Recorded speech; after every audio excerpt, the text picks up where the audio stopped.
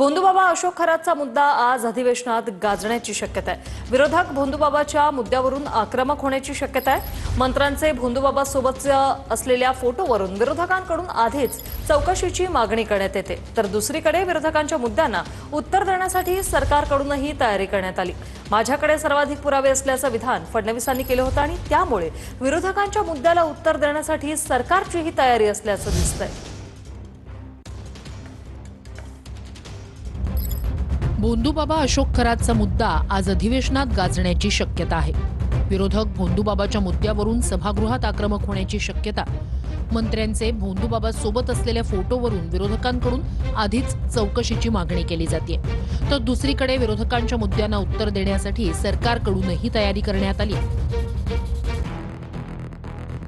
महिला आयोगाच्या अध्यक्षपदाचा रुपाली चाकणकर यांनी राजीनामा दिला असला तरी विधिमंडळात विरोधकांच्या टीकेचं त्या लक्ष असतील। तसंच या निमित्तानं राष्ट्रवादीच्या काही नेत्यांना घेरलं जाऊ शकतं।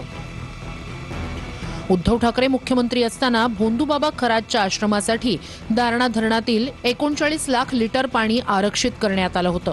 या मुद्द्यावर सरकारकडून विरोधकांवर पलटवार केला जाण्याची शक्यता आहे। प्रकरण ज्यांनी काढलंय त्यांनाच काल अटक केली, म्हणजेच खराताचं प्रकरण दाबायचं आहे असा एकूण सरकारचा इरादा दिसतोय। ज्यांनी हे प्रकरण उकरून काढलं किंवा माहिती लोकांच्या पुढे पोहोचवली, पोलिसांपर्यंत पोहोचवली, पोलिसांवर या प्रकरणात प्रचंड दबाव आहे। अधिवेशनामध्ये या खराताची वरात कशी निघेल हे आम्ही तिकडेच सांगू। विरोधी पक्षाचे कोण कोण गेले त्यांचे मी पुरावे देऊ शकतो। माझ्याकडे सर्वात जास्त तर माझ्याकडे पुरावे आहेत याचे, पण ते पोलिसांकडे आहेत, ते पोलिसांचं काम आहे, ते माझं काम नाही आहे। अशा याच्यावर जर कारवाई आपण करायला लागलो तर मला असं वाटतं की मग तुम्हाला माहिती आहे की कोण कोण काय काय कसं कसं करायचं। आता राजकारण करू नये, हा महिलांच्या डिग्निटीचा प्रश्न आहे।